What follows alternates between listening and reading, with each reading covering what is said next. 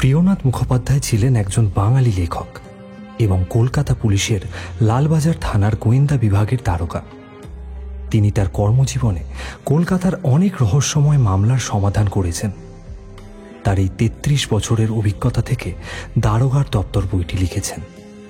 আজ শুনবেন সেই বই থেকেই দীর্ঘকেশী। তবে গল্প শুরু করার আগে প্রত্যেকবারের মতোই একটাই রিকোয়েস্ট, সাবস্ক্রাইব করুন আমাদের চ্যানেল এসো গল্প করিকে এবং বেল আইকন প্রেস করে অল নোটিফিকেশন অন করে দিন, যাতে প্রত্যেকটি গল্পের আপডেট সবচেয়ে প্রথম আসে আপনার কাছে। শুনতে থাকুন আজকের গল্প দীর্ঘকেশী।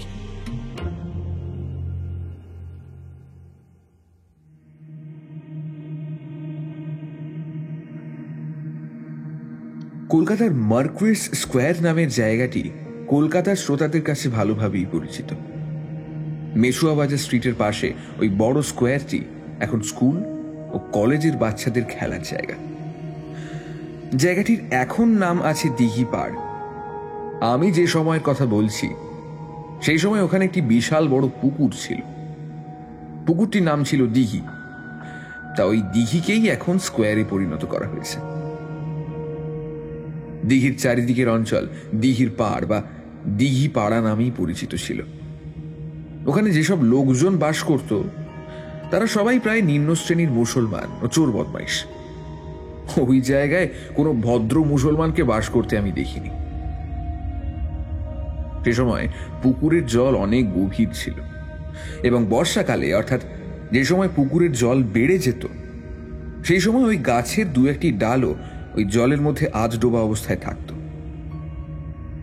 একদিন সকালবেলা খবর এলো দিঘিটার জলের মধ্যে একটি মানুষের মাথা দেখা যাচ্ছে।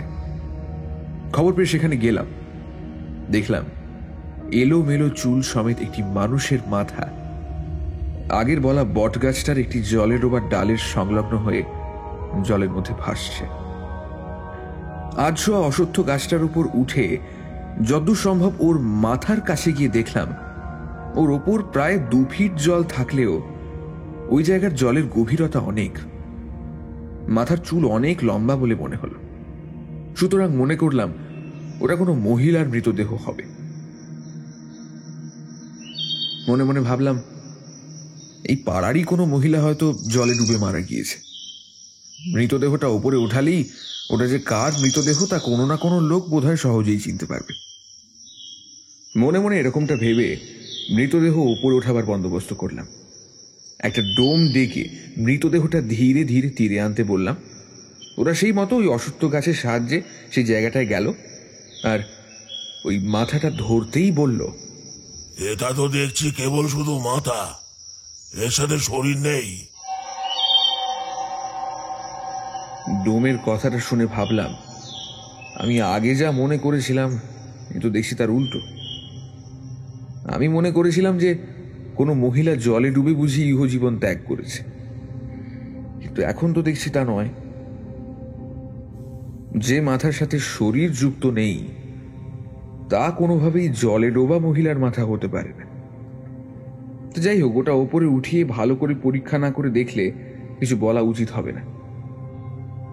মনে মনে এরকম ভাবছি, এমন সময় ডোমটা ওই মাথাটি পুকুরের তীরে উঠিয়ে আনলো। দেখলাম মহিলার মাথাটি কোনো ধারালো অস্ত্র দিয়েই ওর শরীর থেকে আলাদা করা হয়েছে। নাক, মুখ প্রভৃতি জায়গায় এমনভাবে অস্ত্র দিয়ে আঘাত করা হয়েছে যে মুখ দেখে হঠাৎ কেউ চিনতে পারবে না ওটা কার মাথা। তবুও মাথাটি দেখে মনে হলো মহিলাটি কোনো গরিব ঘরের মেয়ে বা বউ ছিল না, বিশেষ রূপবতী ছিল বলে মনে হলো। মাথার চুলের গুচ্ছ খুবই ঘন কালো ও লম্বা। সবসময় মহিলাদের মাথায় যেমন চুল দেখতে পাওয়া যায়, এইটা তার থেকে লম্বা, অর্থাৎ মাপলে কোনোভাবেই 4 ফিটের কম হবে না। ওনার চুল এলোমেলো বটে, কিন্তু 2-3টে ইট চুলের সাথে আটকে আছে।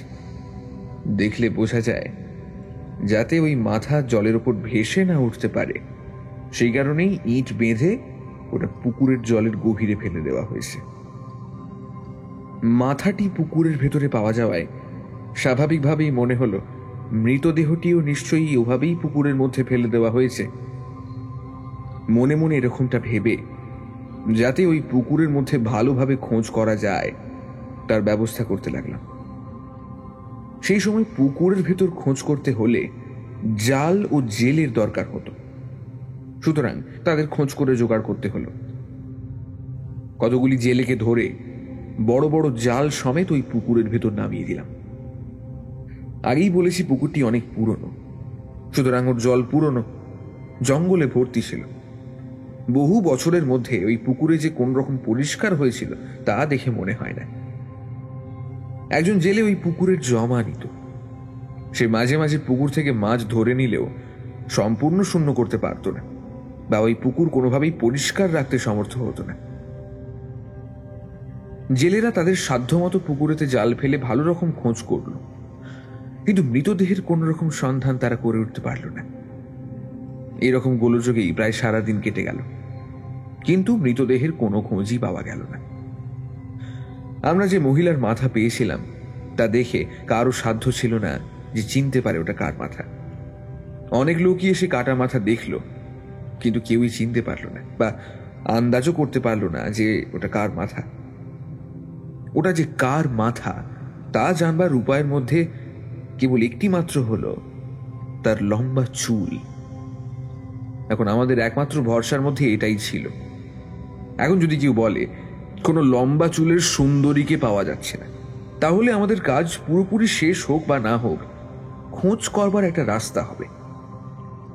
মনে মনে এরকম একটা সিদ্ধান্ত করে আমরা উঁচু তলার কর্মচারীদেরকে আমাদের এই মতামত জানালাম। এর 1 ঘন্টা পরেই ওই মাথা ও তার ঘন কালো লম্বা চুলের বর্ণনা সমেত বিজ্ঞাপন ছেপে শহর ও শহরতলির প্রত্যেক থানায় পাঠানো হলো।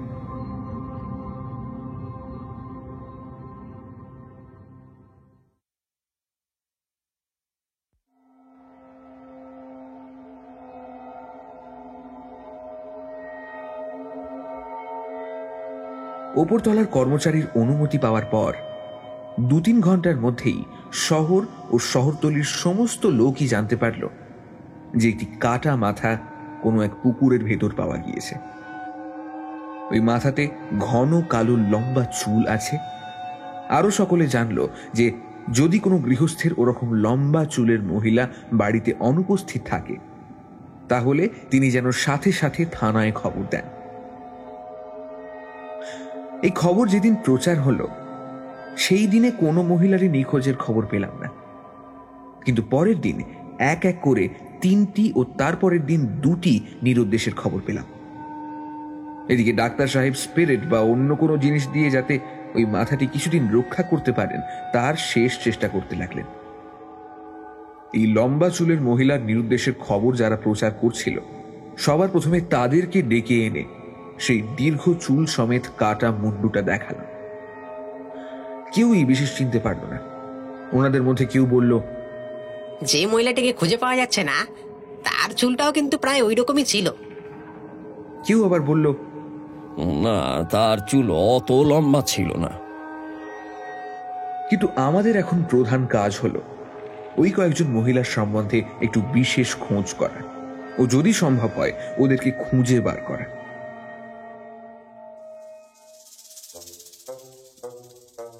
এইবার যাদের স্ত্রী, মেয়ে বা বোন দুশ্চরিত্রা হয়ে নিজেদের স্বামী, বাবা বা ভাইয়ের বাড়ি ছেড়ে বেরিয়ে গিয়েছে, অথচ খোঁজ করে এ পর্যন্ত তাদের কোনো রকম সন্ধানই করে উঠতে পারা যায়নি, এখন তারা এই সুযোগে শহর ছাড়তে পারল না। পুলিশের সাহায্যে যাতে এখন ওদের খোঁজ করা যেতে পারে তার চেষ্টা করতে লাগলো। যে মহিলার চুল 1 ফুটের বেশি নয়, তার চুল ওই কাটা মাথার চুলের সমান লম্বা বলে কেউ কেউ আমাদের কাছে প্রকাশ করলো। কাজেই আমাদেরকে ওই সব মহিলার খোঁজে নিযুক্ত হতে হলো। যে 5টি মহিলার নিরুদ্দেশ সংবাদ আমরা পেয়েছিলাম তাদের খোঁজাখুঁজির ভার কেবল যে আমার উপরেই পড়ল তা নয়, অন্যান্য কর্মচারীরাও তাদের খোঁজ করার জন্য নিযুক্ত হলেন। আমরা যে উদ্দেশ্যের উপর নির্ভর করে এই দীর্ঘকেশ মহিলার মাথা পাওয়ার সংবাদ শহর ও শহরতলির ঘরে ঘরে প্রচার করেছিলাম, এখন দেখা গেল আমাদের সেই উদ্দেশ্যর উল্টো ফল ফলতে শুরু করেছে। 5টি মহিলাকে খোঁজ করে বের করতে প্রবৃত্ত হয়ে সেই কাজ শেষ হওয়ার আগেই আরো 30-40টি এইরূপ সংবাদ এসে উপস্থিত হলো।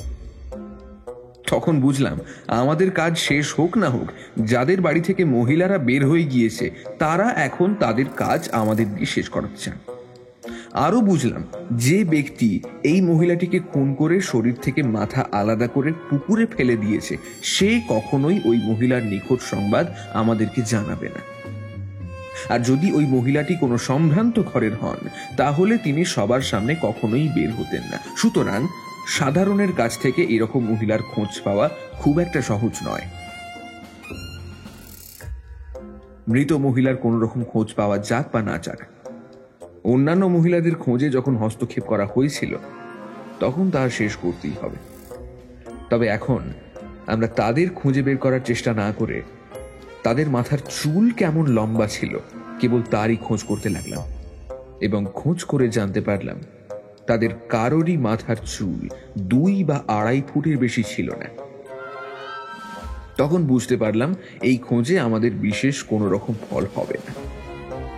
সুতরাং সেই খোঁজ বন্ধ করা হলো।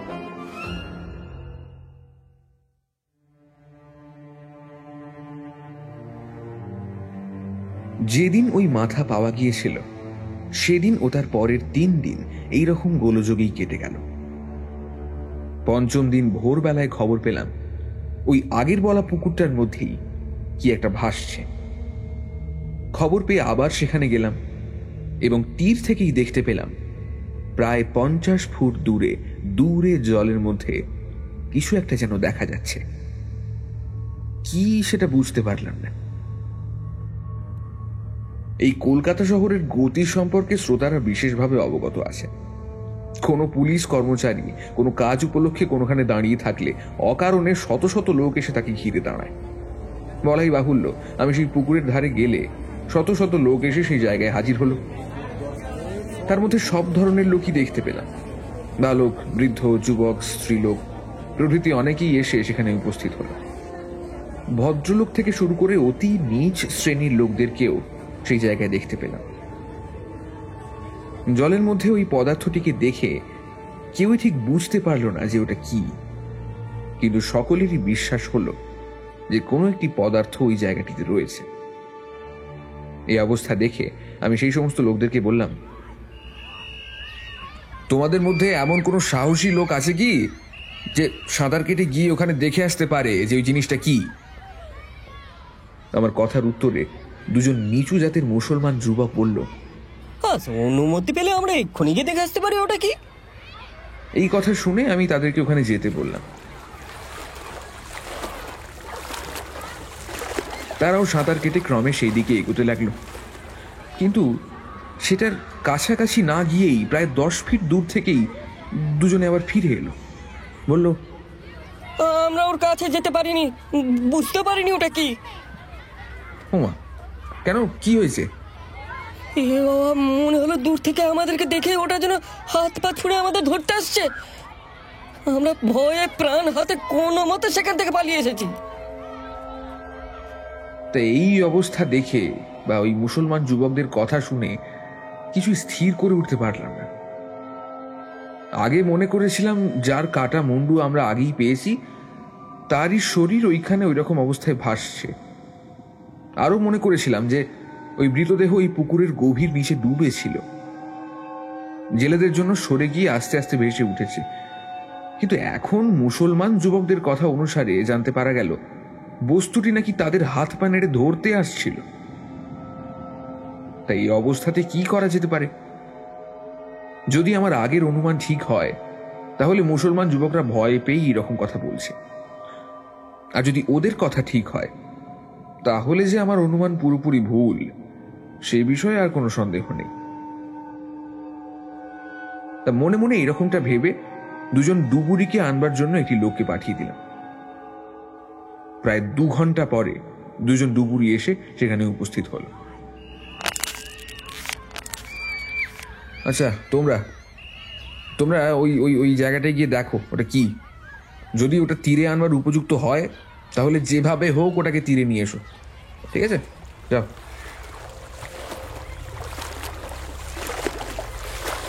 আমার কথা শুনে ডুবুরি দুজন সাঁতার কেটে যেখানে ওই বস্তুটি দেখা যাচ্ছিল সেখানে গেল এবং ডুব দিল।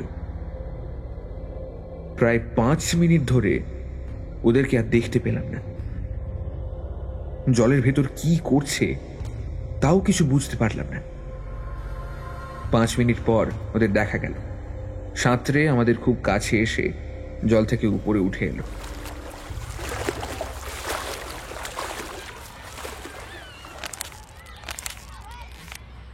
ওরা উঠে আসবার পর জায়গাটার জল কাদাময় হয়ে গিয়েছিল, সুতরাং ওখানে যে কি আছে তার কিছুই দেখতে পেলাম না।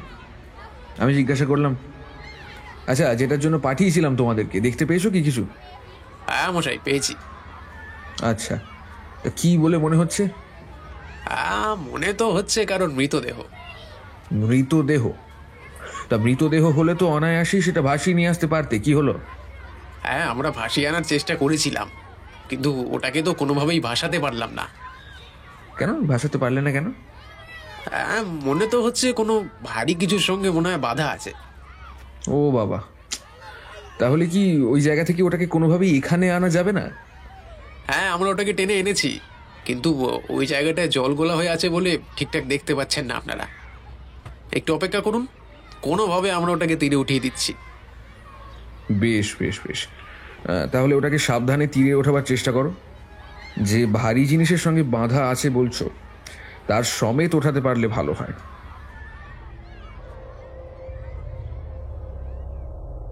আমার কথা শুনে ডুবুরি দুজন বহু কষ্টে মৃতদেহটা জল থেকে তীরে উঠিয়ে দিল। যেমনটা ভেবেছিলাম, মহিলার মৃতদেহ, কিন্তু মুন্ডু ছাড়া। আরো দেখলাম মুন্ডুবিহীন মৃতদেহের সাথে 3টি জল ভর্তি কলসি দড়ি দিয়ে 3 জায়গায় বাঁধা আছে, কিন্তু মৃতদেহটি এমন ভাবে পচে গিয়েছে তার যে জায়গাতেই হাত দেওয়া হচ্ছে সেখানকারই মাংস গলে গলে পড়ছে। এখান থেকে এমন দুর্গন্ধ বেরোচ্ছে যে সেখানে কিছুক্ষণের জন্য থাকা সম্ভব হলো না। আগে আমরা এই দেহবিহীন মহিলার মাথাটা পেয়েছিলাম, এখন মাথা ছাড়া মহিলার দেহ পেয়ে বুঝতে পারলাম যার মাথা পেয়েছিলাম এ তারই দেহ। সুতরাং এটা নিয়ে আর আমাদের নতুন করে অনুসন্ধান করতে হলো না, কারণ আমরা আগে থেকেই এই অনুসন্ধানে নিযুক্ত ছিলাম। ওই স্থানে মৃতদেহটিকে যখন আমরা ভালো করে পর্যবেক্ষণ করছি, সেই সময় আমাদের একজন ওপরওয়ালার কর্মচারী সেখানে উপস্থিত হলেন। তিনি আমাকে ডেকে বললেন, আগে এই পুকুরেই সেই লম্বা চুল মহিলার মাথা পাওয়া গিয়েছিল না? হ্যাঁ। এই মাথা ছাড়া দেহটিও তো মহিলারই দেখছি। হ্যাঁ, এটা মহিলার মৃতদেহ। তো একে বিবস্ত্র অবস্থায় রাখা হয়েছে কেন? একে একরকম বিবস্ত্র অবস্থাতেই পাওয়া গিয়েছে। কাছাকাছি বস্ত্র পাওয়া না যাওয়ায় বাধ্য হয়ে এমন বিবস্ত্র অবস্থায় রাখতে হয়েছে। একটা বস্ত্র কিনে আনবার জন্য আমি একজন লোককে পাঠিয়ে দিয়েছি, আশা করি সে এখনই এসে পড়বে। আচ্ছা, আগে যে মাথাটি পাওয়া গিয়েছে তা কি এনারই মাথা বলে মনে হয়? মনে হবে কেন, ওটা যে এরই মাথা তাতে আর কোনো সন্দেহ নেই। এই মৃতদেহের সাথে এরকম জল ভর্তি কলসি বেঁধে রাখবার প্রয়োজন কি, তোমার কি মনে হয়? আমার মনে হয় মৃতদেহটি সহজে যাতে ভেসে না উঠতে পারে তার জন্যই ওর সাথে ওভাবে জল ভর্তি কলসি বেঁধে দিয়েছে। এই কাজ একজনের দ্বারা কখনোই সম্পন্ন হতে পারে না। না না, এটা একজনের কাজ নয়, 2 বা ততোধিক মানুষ মিলে এই কাজটি করেছে। আচ্ছা, যে দড়ি দিয়ে কলসি 3টে বাঁধা আছে ওটা কিরকম দড়ি বলে মনে হয়? দড়িটা বাজারে যেসব দড়ি সবসময় বিক্রি হয় এটা সেই দড়ি। দেখে মনে হচ্ছে নতুন দড়ি দিয়ে এই সব কলসি বাঁধা হয়েছে। দড়ি সম্বন্ধে বোধহয় একটু অনুসন্ধান করা উচিত। খুবই দরকার, এটা আমাদেরকে করতেই হবে। আমাদের সাথে এসব কথাবার্তা হওয়ার পর উপরতলার কর্মচারী সেখান থেকে চলে গেলেন। এরপর আমরাও ওই মৃতদেহ স্থানান্তরিত করে আমাদের কাজে যোগ দিলাম। কাজে নিযুক্ত হলাম ঠিকই, কিন্তু এখন কোন পথ ধরলে যে আমরা আমাদের কাজ শেষ করতে সমর্থ হব তার কিছুই বুঝে উঠতে পারলাম না। যে উপায় অবলম্বন করে আমরা এই খোঁজ করতে শুরু করেছিলাম সে উপায় আমরা কোনো কাজই শেষ করতে পারিনি। কয়েকদিন বৃথা নষ্ট হয়েছে। যখন মৃতদেহ পাওয়া যায়, সেটা কার মৃতদেহ তা জানতে না পারলে হত্যা মকদ্দমার প্রায়শই কিনারা হয় না। সেই জন্যই ওটা যে কার মৃতদেহ তা জানবার জন্যই আমরা এই কদিন চেষ্টা করেছিলাম, কিন্তু আমাদের সেই চেষ্টা বিফল হয়ে গিয়েছে। লম্বা চুলের মহিলাটি যে কে, সেই সম্পর্কে আমরা এখনো কিছুই জানতে পারিনি।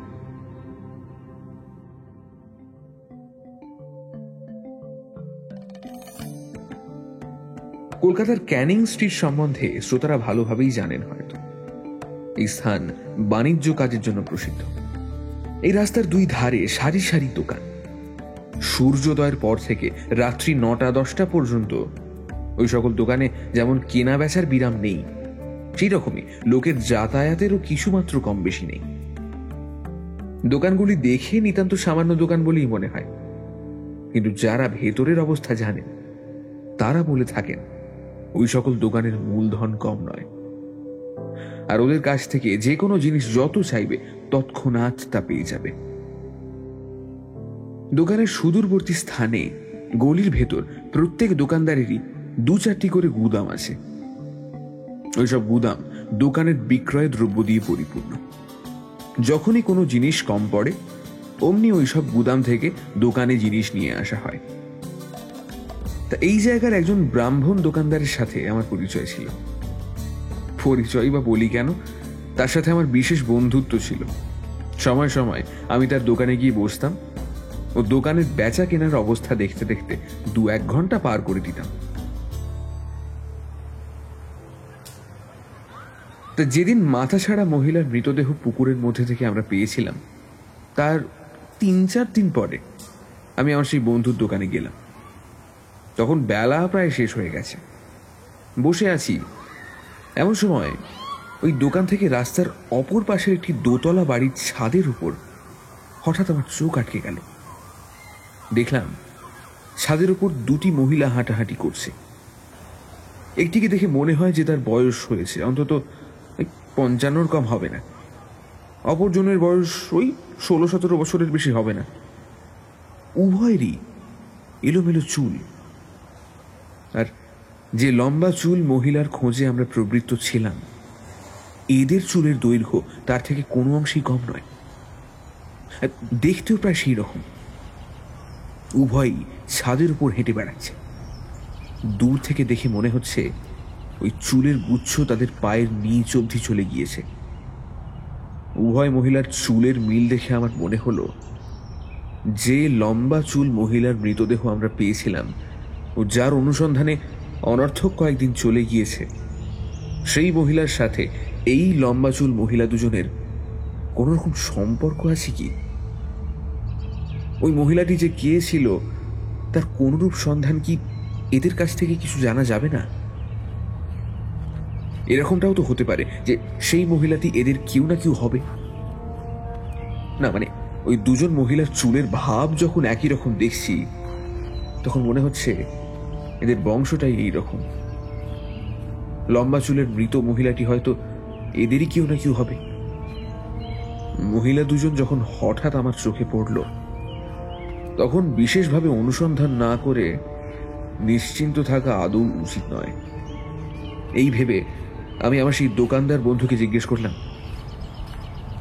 হ্যাঁ হ্যাঁ দেখো দেখি, কোন মহিলার ওই রকম লম্বা চুল আগে দেখেছো তুমি? দেখবো না কেন, আমি তো রোজই দেখে থাকি। কেন, তুমি এর আগে ওদেরকে কখনো দেখোনি? না, দেখলে আমি তোমাকে বলবো কেন? তুমি তো প্রায়ই আমার দোকানে আসো, আর ওরাও প্রায়ই ছাদের ওপর বেড়ায়। কোনোদিন ওরা তোমার চোখে পড়েনি কখনো? না না, আমি আজই তো ওদেরকে প্রথম দেখলাম। তা ওরা কারা তুমি জানো? জানি। জানো? কতটা কি জানো একটু বলো তো। তুমি তো জানো যে আমার সকল জিনিসের এই দোকানে জায়গা হয় না। তা জানি। এও জানি যে এর জন্য তোমার কয়েকটি গুদাম ভাড়া আছে। আমার কটা গোদাম আছে জানো? না, সেটা জানি না, তবে এটা জানি যে বেশ কয়েকটি গুদাম ভাড়া রয়েছে তোমার। কোথায় আমার গুদাম জানো? না, তাও জানি না। তবে এটা বলতে পারি যে এই দোকানের কাছাকাছি কোনো না কোনো জায়গায় তোমার এই গুদামগুলো ভাড়া আসে। যে বাড়িতে তুমি দুটি লম্বা চুল মহিলা দেখে হতজ্ঞান হয়ে পড়েছো না, ওই বাড়িটাও আমার একটি গোদাম। ওমা, তো বাড়িটা যদি তোমার গুদাম হয় তাহলে ওই বাড়িতে মানুষ কিভাবে বাস করে? আরে ওই বাড়ির একতলায় যতগুলো ঘর আছে সবগুলো আমার গোদাম, আর ওনারা দোতলায় বাস করে। নিচের তলার সাথে ওদের কোনো সংস্রব নেই। আচ্ছা, তাহলে ওই বাড়িতে তুমি মোটামুটি সবসময় যাও নাকি? যাই, দরকার পড়লেই যাই। ওই বাড়িতে আমার একজন গুদাম সরকার আছে, তবুও দিনের মধ্যে আমাকে ধরো 3-4 বার তো ওখানে যেতেই হয়। তা ওই ওনাদের সাথে নিশ্চয়ই তোমার আলাপ পরিচয় রয়েছে? শুধু আলাপ পরিচয়, রীতিমতো বন্ধুত্ব আছে। তা এই বাড়িতে ওনারা কতদিন ধরে আছেন? সে তো ধরো অনেক দিন হয়ে গেল, মনে হয় 20 বছরের কম তো হবেই না। বাবা, তা ওনারা কাজ কি করেন? দেখো, এটা বলা উচিত নয়, তবে কাজ বলতে ওনারা ওই হাফ বেশ্যার মতোই আর কি। গৃহস্থের মতোই বাস করে বটে, কিন্তু বেশ্যাবৃত্তি করতেও সংকুচিত হয় না। কজন এই বাড়িতে বাস করেন? ওই তো ওই পুরুষ বলতে একজন বৃদ্ধ ইহুদি, আর ওই যে প্রবীণা মহিলাটিকে দেখছো, সে ওকেই নিজের স্ত্রী বলে পরিচয় দেয় বটে, কিন্তু ওকে ওই বৃদ্ধের স্ত্রী বলে আমার অন্তত মনে হয় না। কারণ অন্য পুরুষদের সাথে মানে ওনার সামনেই আমোদ আহ্লাদ করতেও আমি দেখেছি। আর ওই পাশের মহিলাটিকে? ওই প্রবীণার মেয়ে। তা একটাই মেয়ে নাকি? না, যতদূর আমি জানি ওরা 2 বোন। যেটিকে দেখতে পাচ্ছ সে এই বাড়িতে তার মায়ের সাথে থাকে। কলকাতার কোনো এক বাঙালি জমিদারবাবু রেখেছে ওকে। তিনি প্রায়ই এখানে এসে থাকেন, আর মানে তিনিই এদের খরচপত্রে যোগান দিয়ে থাকেন আর কি। তাহলে ওর আরেকটা বোন এখানে থাকে না? না, সে এখানে থাকে না, কিন্তু মধ্যে মধ্যে আসে দেখি। এই গত 15 দিন আগে বা তার মধ্যে তো মনে হচ্ছে এই বাড়িতে দেখেছি। সে কোথায় থাকে? শুনেছি সে কলুটোলায় থাকে। কলুটোলায়? কলুটোলায় কার কাছে থাকে? মানে তার বিয়ে হয়ে গেছে নাকি? এদের আবার বিয়ে? শুনেছি কলুটোলায় একজন চামড়ার মহাজন তাকে রেখেছে, তারই সঙ্গে থাকে সেখানে। সেই চামড়াওয়ালাও কি ইহুদি? না। তাহলে? শুনেছি তো মুসলমান, কিন্তু কখনো দেখিনি তাকে। তুমি সেই মহিলাটিকে দেখেছ? হ্যাঁ, সে তো অনেকবার দেখেছি। বেশ বেশ সুশ্রী। মানে তার এই বোনের মতো? আমার তো মনে হয় তার চেয়ে সেই দেখতে ভালো। সেই বড়, আর যাকে এখন দেখতে পাচ্ছ সে ছোট। এদের যেমন দেখছো চুলের বাহার, তারও চুল সেরকম। এদের 3 জনেরই চুলের সমান বাহার।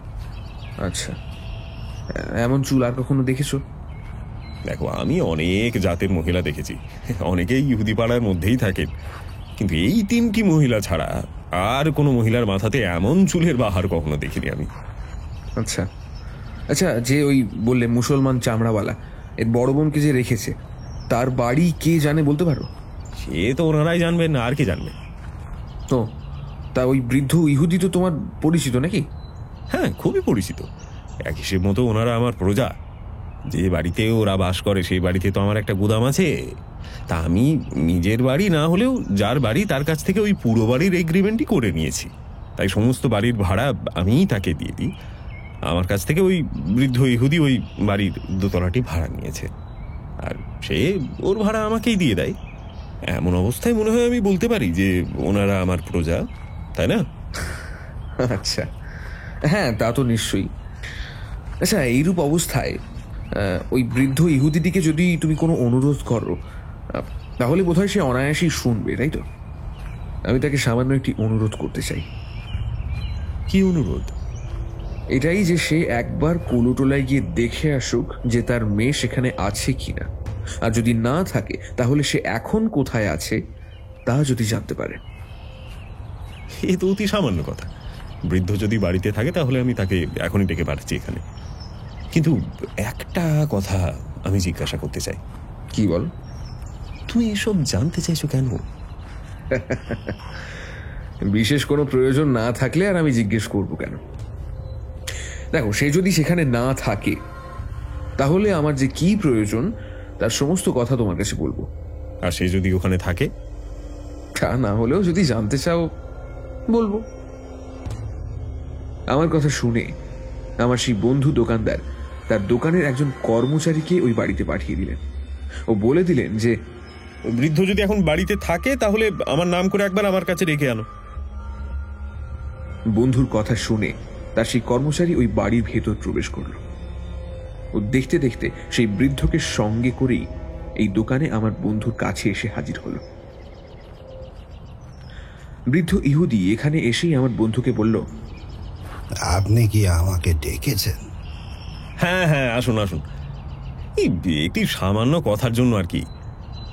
কি কথা? আপনার বড় মেয়েটিকে অনেক দিন ধরে দেখিনি, তিনি এখন কোথায়? ওই তো কলুটোলায় আছে। আর আপনি তাকে কতদিন দেখেননি? প্রায় 15 দিন আগে সে আমার এখানে এসেছিল, সেই সময় তাকে দেখেছিলাম, তারপর আর দেখা হয়নি। আসলে তার সাথে আমার একবার দেখা করতে হবে, বিশেষ দরকার। আপনি একবার সেখানে গিয়ে তার সঙ্গে একবার দেখা করুন আর জিজ্ঞেস করে আসুন কোন সময় আমি সেখানে গেলে তার সঙ্গে দেখা করতে পারবো। মানে আমি জানি যে তিনি কলুটোলায় থাকেন, কিন্তু কোন বাড়িতে থাকেন সেটা তো জানি না। এই জন্যই আপনাকে একটু কষ্ট দিচ্ছি। তার সঠিক ঠিকানা আমার জানা থাকলে আমি নিজে গিয়ে এতক্ষণ তার সঙ্গে দেখা করে নিতাম। এ তো অতি সামান্য কথা। আমার মেয়ে যেখানে থাকে সেটা তো এখান থেকে বেশি দূর নয়, আধ ঘন্টার মধ্যেই আমি সেখান থেকে ফিরে আসতে পারবো। আমি এখনই সেখানে যাচ্ছি, আর যদি তাকে বাড়িতে পাই তাহলে আমি এখনই তাকে সঙ্গে করে নিয়ে আপনার কাছে আসছি। এই বলে বৃদ্ধ সেই দোকান থেকেই কলুটোলার দিকে চলে গেল। মুরগিহাটা থেকে কলুটোলার দূরত্ব খুব একটা বেশি নয়, তা আশা করি কলকাতার শ্রোতাগণ সকলেই জানেন। সুতরাং তার ফিরে আসবার জন্য আমি সেখানেই অপেক্ষা করতে লাগলাম। সেই সময় আমার বন্ধু আমাকে আবার জিজ্ঞাসা করল, ওই ইহুদি মহিলাটির জন্য এত খোঁজ কেন করছো বলো তো? আসলে দিঘি পাড়ায় একটি মহিলার মৃতদেহ পাওয়া গিয়েছে, এই কথা তুমি শোনোনি? হ্যাঁ, শুনেছি। যে দুটি মহিলা ছাদের উপর বেড়াচ্ছিল তাদের মাথার চুলের সাথে ওই মৃত মহিলার মাথার চুলের বিশেষ মিল আছে, তাই আর কি মহিলাটির খোঁজ করছি। ও, এবার আমি তোমার উদ্দেশ্য বুঝতে পারলাম। আমার সেই দোকানদার বন্ধুর দোকানে প্রায় 1 ঘন্টা বসে থাকার পর সেই বৃদ্ধ ইহুদি ফিরে এলো। তাকে দেখে আমার বন্ধু জিজ্ঞাসা করলেন, আপনি তো বেশ তাড়াতাড়ি ফিরে এসেছেন। হ্যাঁ মশাই। আপনার মেয়ের সঙ্গে আপনার দেখা হয়েছে? না। কেন দেখা হলো না কেন? সে বাড়িতে নেই। ও, কোথায় গিয়েছেন? তা কেউ বলতে পারলো না। এটা যে কেমন কথা সেটা তো আমি নিজেও বুঝতে পারছি না। ওই চামড়ার সওদাগরের সাথে আপনার দেখা হয়েছিল? হ্যাঁ, হয়েছিল। কি বললেন তিনি? তার কথা শুনে আমার মন খুব অস্থির হয়ে পড়ছে। আমি ভালো মন্দ কিছুই বুঝে উঠতে পারছি না। সে কেমন কথা? তিনি বললেন আজ কয়েকদিন হলো তার সঙ্গে আমার মেয়ের কোনো একটা সামান্য কথা নিয়ে একটু ঝগড়া হয়। এই কারণে নাকি রাগ করে রাত্রিবেলা সে কোথায় চলে গেছে। আর তিনিও রাগ করে তার আর কোনো সন্ধান করেননি, কারণ তিনিও ভেবেছেন যে মেয়ে আমার বাড়িতেই এসেছে। এই খবর তো আপনাকে তার দেওয়া উচিত ছিল, তাই নয় কি? ছিল বই কি, কিন্তু তিনি তা দেননি। আমি তো কিছু বুঝে উঠতে পারছি না, আর আমার মনেরও এখন কিছুমাত্র স্থিরতা নেই। আপনি আপনি একটু অপেক্ষা করুন, আমি আমার স্ত্রীকে এই খবরটা দিয়ে এখনই আপনার কাছে আসছি। এই বলে বৃদ্ধ ইহুদি দ্রুত বেগে তার বাড়িতে প্রবেশ করল। যে মহিলা দুজনের চুলের বাহার দূর থেকে দেখেছিলাম, কিছুক্ষণ পরে তাদেরকে সঙ্গে নিয়ে সেই বৃদ্ধ ইহুদি আমার বন্ধুর দোকানে এসে উপস্থিত হলো। এই সময় আমি ওদের চুলের গুচ্ছ ভালো করে দেখলাম। ও বুঝলাম এই চুলের সাথে সেই কাটা মাথার চুলের কোনো পার্থক্য নেই। তখন বুঝলাম আমার উদ্দেশ্য অনেক দূর সফল হয়েছে। ওই মৃতদেহ এই বৃদ্ধ ইহুদির বড় মেয়ের দেহ ছাড়া আর কারো হতে পারে না। বৃদ্ধ বলল, আচ্ছা, আপনারা আমার মেয়ের বিষয়ে কিছু জানেন নাকি? না না, তবে তার সঙ্গে কি জন্য দেখা করতে চাইছিলেন? আমার নিজের কোনো প্রয়োজন ছিল না। তাহলে কার প্রয়োজন ছিল? আমার এই বন্ধুটির। ও, আপনার কি প্রয়োজন ছিল মশাই? বলছি, তবে বলার আগে আমি আপনাকে দু চারটি কথা জিজ্ঞাসা করতে চাই, যদি অনুগ্রহ করে আপনি তার উত্তর দেন। জিজ্ঞাসা করুন, আমি যা কিছু জানি তার উত্তর এখনই দিচ্ছি। আচ্ছা, যে মুসলমানটির কাছে আপনার মেয়ে ছিলেন তিনি কি কাজ করেন? আগে তিনি চামড়ার ব্যবসা করেন। খুব বড় মানুষ, অনেক টাকা করিয়ে আছে। আর বড় মানুষরা যেমনভাবে থাকে তিনিও সেরকমভাবে দিন যাপন করে। তাহলে আপনার মেয়ে কি মুসলমান ধর্ম গ্রহণ করেছিলেন? না, সে আমাদের ধর্মে আছে। তাহলে আপনার মেয়ের সাথে ওই চামড়াওয়ালার বিয়ে বা কি বলে নিকা প্রভৃতি কিছু হয়নি? না। বুঝলাম। তা ওই চামড়াওয়ালার বিবাহিতা স্ত্রীও বোধহয় রয়েছেন? আছেন। তা তিনি যে বাড়িতে থাকেন আপনার মেয়েও বোধহয় সেই বাড়িতেই থাকেন, তাই না? না, চামড়াওয়ালা তাকে আলাদা বাড়িতে রেখেছিলেন। তো সেই বাড়িতে আর কে কে থাকতো? চাকর চাকরানি ছাড়া আর কেউই তো সে বাড়িতে থাকতো না। তবে বেশিরভাগ দিন রাতে চামড়াওয়ালা সেখানে থাকতেন। এখন তুমি সেখানে গিয়েছিলে? হ্যাঁ, সেই বাড়িতেই গিয়েছিলাম। চাকরদের সাথে তোমার দেখা হয়েছিল? না তো, কোনো চাকরকেই তো দেখতে পাইনি। তুমি বাড়ির মধ্যে গিয়েছিলে? না, বাইরে থেকেই দেখলাম দরজায় তালা বন্ধ। তালা বন্ধ? তাহলে চামড়াওয়ালার সাথে তোমার কোথায় কিভাবে দেখা হলো? ওই যখন ওই বাড়ি তালা বন্ধ দেখলাম তখন আমি তার চামড়ার আড়তে যাই। সেখানেই তার সঙ্গে আমার দেখা হয়। আর তখনই জানতে পারি যে আমার মেয়ে নাকি রাগ করে কোথায় চলে গিয়েছে। হ্যাঁ, তোমার কন্যা ওনার আশ্রয়ে কতদিন হলো আছে তাও? আগে প্রায় 5-6 মাস। সে ওকে টাকা পয়সা কিছু দিত? হ্যাঁ, সমস্ত খরচপত্র বাদে ফি মাসে ওকে 500 টাকা করে দেওয়ার কথা ছিল। তোমার মেয়ে এই কমাসের মধ্যে তোমাকে কখনো কিছু টাকা দিয়েছে? ওই প্রথম আর তৃতীয় মাসে দুবারে 400 করে 800 টাকা সে আমাকে দিয়েছিল। আচ্ছা, ওই বাড়িতে যে চাকরগুলো ছিল তুমি তাদের নাম জানো? না। দেখলে চিনতে পারবে? তা পারবো। আমার এই স্ত্রী ওই মেয়েও ওদেরকে দেখলে চিনতে পারবে। যাই হোক, আমার যা কিছু জিজ্ঞেস করার ছিল তার সমস্তই প্রায় একরকম আপনাকে জিজ্ঞাসা করলাম। এখন আপনি কি জানতে চান আমাকে বলতে পারেন, বলুন। আপনি আমার মেয়ের ব্যাপারে জানেন কি? বোধহয় কিছুটা জানি। কি জানেন মহাশয়? তোমার মেয়ে দেখতে খুব সুন্দরী, তার মাথার চুলের খুব বাহার আছে, খুব লম্বা। তার মায়েরও তার বোনের চুল যেরকম দেখছেন ওর চুলও ঠিক সেই রকম। এসব তো সকলেই জানেন, কিন্তু আমার সেই মেয়ে যে এখন কোথায় তার কিছু আপনি জানেন কি?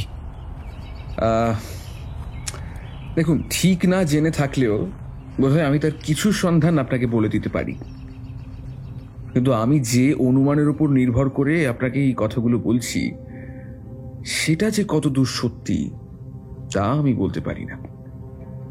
অথচ কোনো বিষয়ে ভালোভাবে না জেনে কাউকে কোনো রকম অপ্রিয় সংবাদ দেওয়াটা কি উচিত? উচিত তো নয়। অপ্রিয় সংবাদ? কি অপ্রিয় সংবাদ? আজ থেকে কয়েকদিন হয়ে গেল ওই কলুটোলার নিকটবর্তী দিঘির ভেতর থেকে একটি মহিলার মাথা ও তারপর মাথা ছাড়া একটি মহিলার দেহ পাওয়া যায়। এই কথা আপনি বোধহয় এর আগে শুনে থাকবেন। না, আমি তো তা শুনিনি। কোথায় সেটা পাওয়া গিয়েছে বললেন? কুলটোলার কিছু দূরে একটি প্রকাণ্ড পুরনো দিঘি আছে, তারই মধ্যে। দিঘি? আমি ওই দিঘি জানি, যেখানে চামড়াওয়ালা আমার মেয়েকে রেখেছিল। সেই জায়গা থেকে তো ওই দিকে বেশি দূরে নয়। আচ্ছা আচ্ছা, যে মহিলাটার মৃতদেহ পাওয়া গেছিল তাকে কি আপনি দেখেছেন? দেখেছি। ওকে দেখতে আমার এই মেয়েটার মতো কি? আসলে মৃতদেহটি পচে যাওয়ার পর আমি দেখেছি, এবং সেই অবস্থায় দেখেও মনে হয় সে দেখতে আপনার এই মেয়েটির মতোই ছিল। ওর মাথার চুল ছিল কিরকম? ওই খানিকটা আপনার এই মেয়ের চুলের মতনই। অবশ্য চুল সমেত মাথা এখনো রাখা আছে। আপনি যদি ইচ্ছে করেন তাহলে আমি ওটি আপনাকে দেখাতে পারি। আমার এই শেষ কথা শোনা মাত্র সেই বৃদ্ধ, তার স্ত্রী ও মেয়ে আমাকে সেখানে আর একটুও দেরি করতে দিল না। ওদের নিজের গাড়ি ছিল, তক্ষুনি সেই গাড়ি সেখানে নিয়ে আসা হলো, আর আমাকে তাদের গাড়িতে নিয়ে যেখানে ওই মাথা রাখা ছিল সেইখানে যেতে বলল। যে কাজ আমায় করতেই হতো, যে কাজের জন্য ওরা অসম্মত হলেও যে কোনো উপায় হোক ওদেরকে নিয়ে যেতেই হতো, সেই কাজের জন্য আমাকে আর কোনো কষ্টই করতে হলো না। ওনারা নিজেরাই দেখলাম বিশেষ আগ্রহের সাথে আমাকে নিয়ে যেতে চাইল। যেখানে ডাক্তার সাহেব ওই মাথা রেখেছিলেন, আমি ওদের তিনজনকেই সেখানে নিয়ে গেলাম এবং ওই মাথাটি ওনাদেরকে দেখালাম। যদিও ওই মাথাটি সেই সময় বিকৃত অবস্থায় পরিণত হয়েছিল, তবুও ওটি দেখা মাত্রই ওনারা একেবারে চিৎকার করে উঠলেন।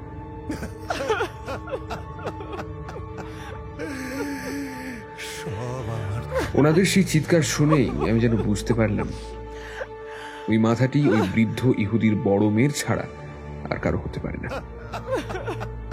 কিছুক্ষণ আর্তনাদ করবার পর ওনারা একটু স্থির হলেন। তখন আমি ওনাদেরকে গিয়ে স্পষ্ট জিজ্ঞাসা করলাম। ওনারা বললেন, ওই মাথা আমাদের মেয়ের মাথা।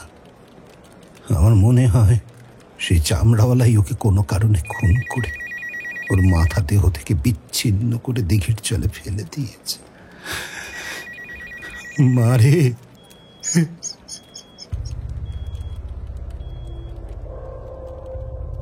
এতদিন পরে দেখলাম আজ আমাদের কাজ শেষ হওয়ার উপায় হলো। এখন যখন মৃতদেহ শনাক্ত হলো, তখন এই মোকদ্দমার কিনারা হতেও আর বাকি থাকলো না। যে জায়গায় থেকে এই কাজ শেষ হয়েছে এখন তাও যেন বুঝতে পারলাম। বুঝলাম বৃদ্ধ যা বলছে ঠিকই বলছে। চামড়াওয়ালা যখন ওকে এত যত্ন করে রাখছিল, যার জন্য এতদিন অকাতরে ব্যয় করছিল, সেই যখন সামান্য ঝগড়া করে তার বাড়ি পরিত্যাগ করলো, তখন তার জন্য সে একবারও খোঁজ পর্যন্ত করলো না, বা তার মা বাবাকেও খবর দিল না। এটা কি নিতান্ত সন্দেহের কারণ নয়? যার জন্য চামড়াওয়ালা ঘর ভাড়া করে দাস দাসীর বন্দোবস্ত করে দিয়েছিল, যার দরজায় বসে দারোয়ান পাহারা দিত, সে যখন একটু রেগে মেগে ঘর ছাড়লো, অমনি দাস দাসীর জবাব হলো, দারোয়ান স্থানান্তরিত হয়ে গেল, সদর দরজায় তালাও পড়ে গেল। এটাও কি বিশেষ সন্দেহের কারণ নয়? মনে মনে এইসব ভেবে সাহসের উপর ভর করে ও ঈশ্বরের উপর নির্ভর করে আবার কাজে মন দিলাম।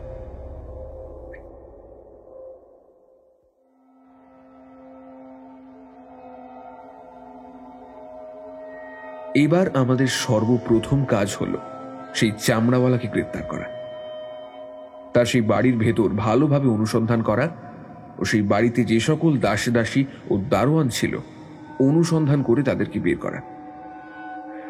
এই সকল কাজ যত তাড়াতাড়ি সম্পন্ন করা যাবে কাজের পক্ষে ততই সুবিধে হবে। সুতরাং অপরাপর কর্মচারীর সাহায্য এই কাজের কারণে গ্রহণ করা কর্তব্য হয়ে পড়ল।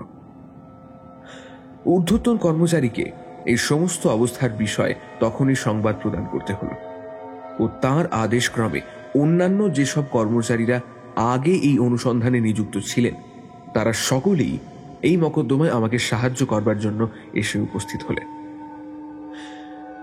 চামড়াওয়ালা ধরা পড়ল।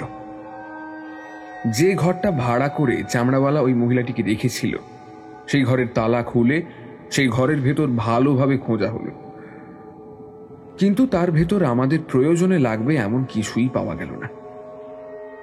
সেই সময় ওই ঘর একেবারে শূন্য অবস্থায় ছিল, ওর ভেতর জিনিসপত্র কিছুই ছিল না। তার উপর ওইসব দেখে আরো স্পষ্টই বোঝা গেল 4-5 দিনের মধ্যে ওই ঘর ভালোভাবে ধোয়া হয়েছে ও দেওয়ালে রং করা হয়েছে। ঘরের এমন অবস্থা দেখে মনে আরো সন্দেহ হলো। মনে হলো সেই ঘরেই ওই মহিলাটিকে হত্যা করা হয়েছিল ও জায়গায় জায়গায় বোধহয় রক্তের ছিটে লেগেছিল, যে কারণে নতুন করে রং করা হয়েছে।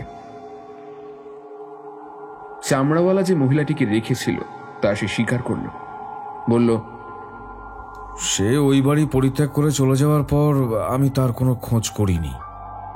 কারণ প্রথমত আমি ভেবেছিলাম যে সে তার বাবা মার কাছেই হয়তো চলে গিয়েছে, আর দ্বিতীয়ত ওই মহিলাটিকে রাখার কিছুদিন পর থেকেই আমার স্ত্রী সব জানতে পেরে যায়। আর তখন থেকেই আমার স্ত্রী আমার সঙ্গে সবসময় ঝগড়া করত।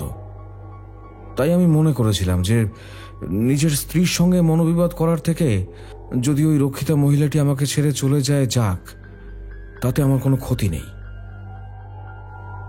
এই জন্যই সামান্য কারণে যখন সে বাড়ি ছেড়ে চলে গেল তখন আমি আর কোনো খোঁজ করিনি। এছাড়া যার ঘর আমি ভাড়া নিয়েছিলাম তার সাথে আমার কথা হয়েছিল যে যখন আমি ঘর ছাড়বো তখনই তাকে ওই ঘর নতুন করে রং করে দিতে হবে। এই জন্যই আমি ঘরে নতুন করে রং করিয়েছি। মাস শেষ হলেই ওই ঘর আমি ছেড়ে দেব। আর যার জন্য সে দাসদাসী আর দারোয়ান রেখেছিলাম সে যখন চলে গেল তখন ওদের তো আর কোনো প্রয়োজন নেই, তাই ওদের ছাড়িয়ে দিয়েছি। এবার ওরা যে কে কোথায় চলে গিয়েছে সেটা আমি জানি না।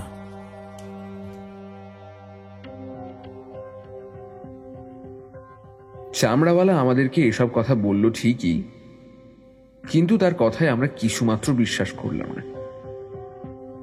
উপরন্তু যেসব চাকর বাকরেরা ওই বাড়িতে কাজ করত, আমাদের অন্যান্য কর্মচারীরা এক এক করে তাদের সকলকেই খুঁজে বের করলেন। ওই সমস্ত লোককে পাওয়া যাওয়ার সঙ্গে সঙ্গে ভেতরের সব কথা বেরিয়ে পড়তে লাগলো। তখন সকলেই জানতে পারলেন ওই মহিলাটি চামড়াওয়ালার রক্ষিতা ছিল। দুশ্চরিত্রা স্ত্রীলোকের স্বভাব যেমন কিছুতেই পরিবর্তিত হয় না, ঠিক তেমনি তার স্বভাবেরও পরিবর্তন ঘটেনি। চামড়াওয়ালা তাকে খুবই যত্ন করত, তার জন্য অনেক টাকা খরচ করত, তবুও সে তার স্বভাবের গুণে লুকিয়ে অন্য একটি লোককে চামড়াওয়ালার অবর্তমানে তার ঘরে ডাকত। অর্থে কি না হয়, সেই অর্থের গুণেই দাসদাসী ও দারোয়ান প্রভৃতির মুখ বন্ধ হতো, চামড়াওয়ালার কানে কোনো কথাই প্রবেশ করত না। কিন্তু দৈবের ঘটনা কেউ কখনো রোধ করতে পারে না। হঠাৎ একদিন যে সময় সেই লোকটি সেই মহিলার ঘরে বসে আমোদ প্রমোদে মত্ত ছিল এবং সেই চামড়াওয়ালার সেখানে আসার কোনো কারণই ছিল না, সেই সময় কোনো কাজ উপলক্ষে সেই চামড়াওয়ালা সেখানে হঠাৎ উপস্থিত হলো এবং সবকিছু সে নিজের চোখে দেখতে পেল। চামড়াওয়ালা যখন সেখানে হঠাৎ এসে উপস্থিত হলো, সেই সময় ওই বাড়ির চাকর বা চাকরানি বা দারোয়ান এমন অন্যমনস্ক ছিল যে তার আসার খবর কোনোভাবেই মহিলাটিকে দিতে পারল না। কাজেই চামড়াওয়ালা একেবারে সেইখানে গিয়ে উপস্থিত হলো। অপরিচিত লোকটা যদিও বা পালিয়ে প্রাণ বাঁচাতে পারল, মহিলাটি তার হাত থেকে আর কোনরূপেই ছাড় পেল না। এই জীবনের জন্য তার ইহলীলা সেখানেই শেষ হয়ে গেল। চামড়াওয়ালার লোকজনের অভাব ছিল না, সুতরাং রাত্রিবেলায় ওই মৃতদেহ 2 ভাগে ভাগ হলো ও যেমন দিঘির জলের মধ্যে পাওয়া গিয়েছিল ঠিক তেমন ভাবেই ওটা ওখানে ফেলে দেওয়া হলো। চামড়াওয়ালা ও তার সাহায্যকারী সমস্ত লোকই ধরা পড়ল, কিন্তু ওই যে বললাম অর্থের জোর, সাক্ষীরা অনেকেই ক্রমে তার হাতের মুঠোয় চলে এলো ও হাইকোর্টের প্রধান প্রধান কাউন্সিলদের বুদ্ধি বলে ও সাক্ষীদের মিথ্যে সাক্ষ্য প্রদান করায় সকলেই সে যাত্রায় বিচারালয় থেকে নিষ্কৃতি পেল।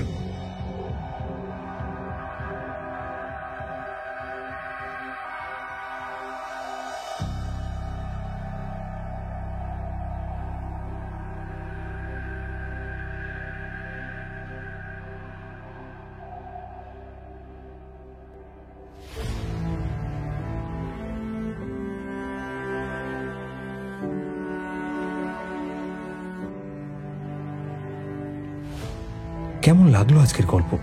ভালো লাগলে অবশ্যই আমাদের চ্যানেল এসো গল্প করিকে সাবস্ক্রাইব করুন আর কমেন্টের মাধ্যমে জানান আপনার মূল্যবান মতামত। আজকে এই পর্যন্তই। দেখা হবে সামনের সপ্তাহে আরো নতুন কোনো গল্পের সঙ্গে। শুভরাত্রি, ভালো থাকবেন এবং সকলকে ভালো রাখবেন।